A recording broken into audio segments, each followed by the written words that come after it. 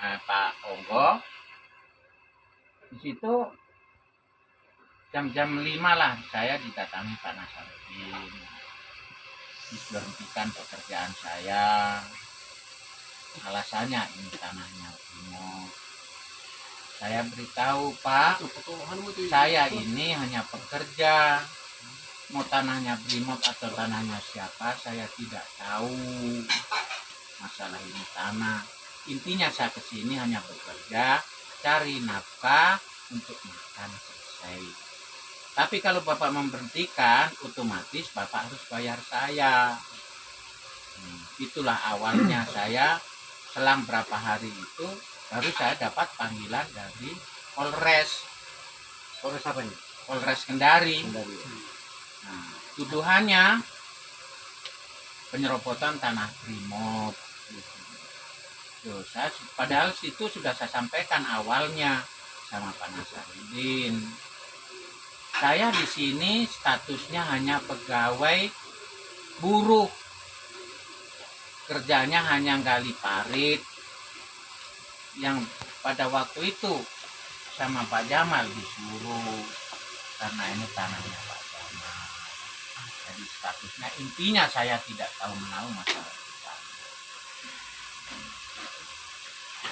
Hanya lucunya itu orang membangun tuh, sampaikan lucunya itu orang membangun itu dipanggil. Nah, terus ya.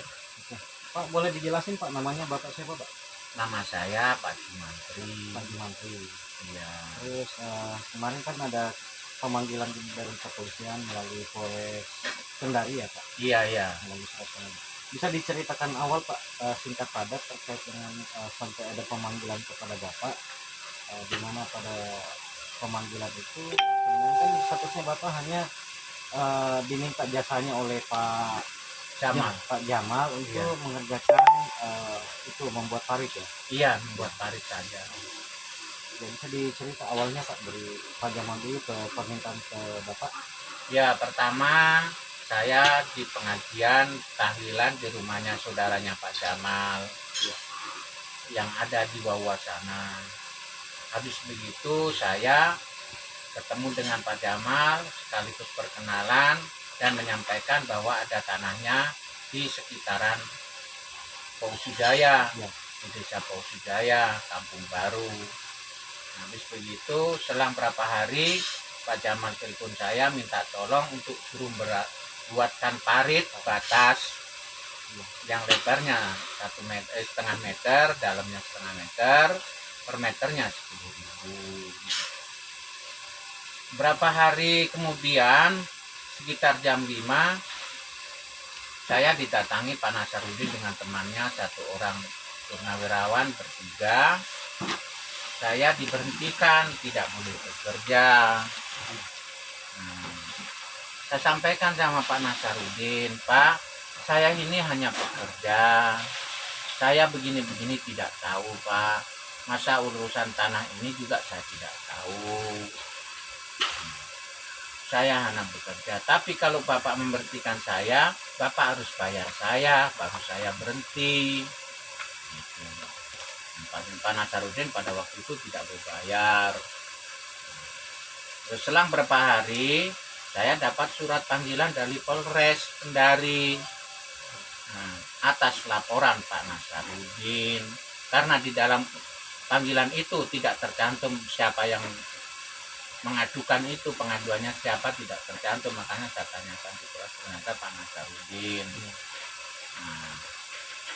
Di Polres juga saya jelaskan, Pak, saya saat ini hanya sebagai buruh penggali saja, Pak. Iya. Buruh gali saja.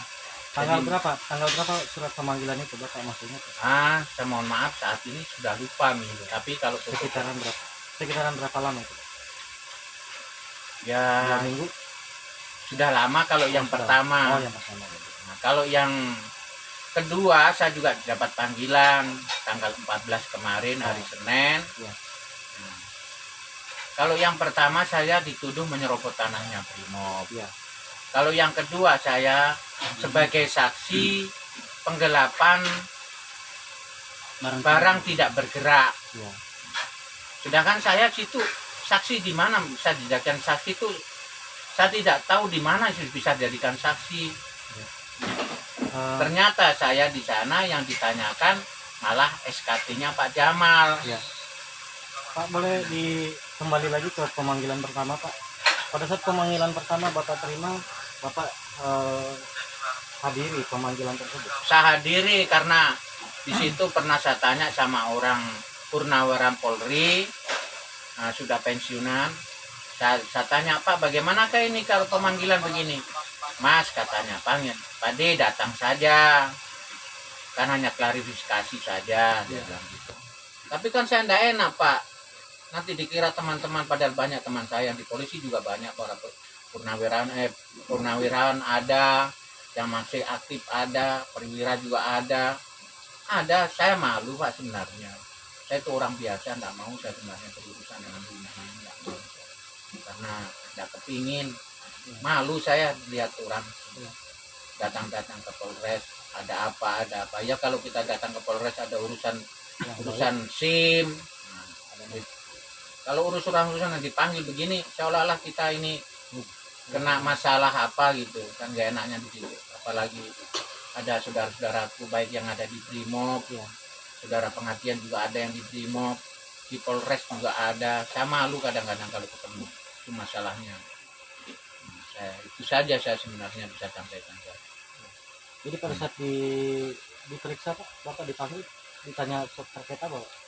Ya, yang terkait itu saja. Pada waktu pemanggilan kedua ditanya ulang masalah SKT-nya Pak Jamal. Tahu apa enggak Pak Jamal punya SKT? Saya tidak tahu, makanya saya katakan sebagai saksi karena tidak tahu, ya saya jawab tidak tahu. Itu saja. Bapak sendiri tahu SKT itu apa? Kalau SKT itu surat keterangan tanah sebenarnya. SKT itu. Makanya itu saya tidak tahu, pada waktu itu ditanya hal itu sama Pak penyidik, sebatas itu saja. Pas ditunjukkan sama Pak penyidik, nih lihat, dilihatkan SKT-nya, ternyata baru saya tahu kalau itu Pak Jamal punya SKT. Sebelumnya saya tidak tahu karena bukan urusan saya di situ, saya hanya bekerja saja. Kenapa ngurus ke dalam-dalam punyanya orang? Dan tidak ada. Tujuan saya cuma itu saja, tidak ada. Menurut Bapak terkait dengan pemanggilan itu sudah pas tidak? Atau Bapak kaget dengan adanya pemanggilan itu? Ya otomatis saya kaget. Jangankan saya, pemanggilan pertama saja mertua saya meninggal, saya tidak bisa menghadiri. Panggilan pertama itu karena istri saya juga takut, mana mertua meninggal, tidak bisa pulang. Karena kita pentingkan dulu pemanggilan ini.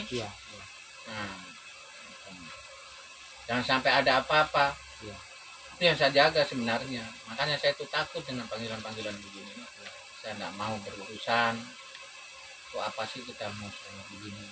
Pemanggilan pertama kan beda yang persoalan, Pak. Pemanggilan kedua kan beda lagi. Iya, makanya pernah saja tanya juga kemarin itu waktu sudah masuk di ruang penyidik, saya tanyakan, Pak, kira-kira nanti kalau ada panggilan lagi ini kira-kira pasal apa lagi yang saya dikenakan? Dia ketawa dia. Soalnya yang pertama saya dituduh penyerobotan, yang kedua dijadikan saksi penggelapan barang tidak bergerak. Itu barangnya juga tidak disembunyikan, ada di situ, apanya yang digelapkan? Tidak ada. Penyidiknya sama, Pak? Pak, yang di pemanggilan pertama penyidiknya sama. Bapak ingat namanya penyidik beliau? Saya ingatnya, saya pangkat lupa, kebetulan baik juga sama saya. Penyidiknya baik, dia juga mengatakan tidak ada apa-apa Pak D, ini kan hanya sebagai klarifikasi saja. Saya sampaikan, iya klarifikasi, tapi kan saya takut yang begini nih. Saya itu tidak mau saya berurusan barang begini. Makanya kalau yang benar, kalau yang tidak, saya udah begitu saja. Namanya siapa tadi penyidik? Pak Fajri. Pak Fajri ya. Pak, sebagai warga masyarakat, Pak, bahwa masyarakat itu harus diayomi, dilindungi.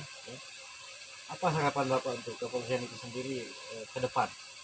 Ya sebenarnya kami di Kampung Baru ini senang bersampingan dengan BRIMOB, dengan Polri, senang. Tapi yang maksudnya yang bisa melindungi masyarakat dan menjembatani keperluan masyarakat, itu saja memberikan kepastian hukum dan ketenangan. Iya, intinya itu. Nggak ada yang saya harapkan apa-apa, cuma bagaimana caranya polisi bisa melindungi masyarakat, itu aja. Cukup sekian dulu. Ya, makasih.